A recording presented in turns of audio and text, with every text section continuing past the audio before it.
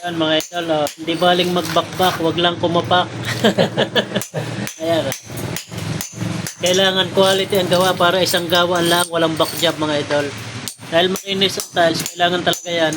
Hindi pwedeng umasa ka lang sa adhesive at sa semento. Kailangan talaga pag ganyan makinis yung dating tiles, ay bakbakin na. Huwag tayo manghinayang. Talagang dapat yan bakbak para iwas kapak mga idol.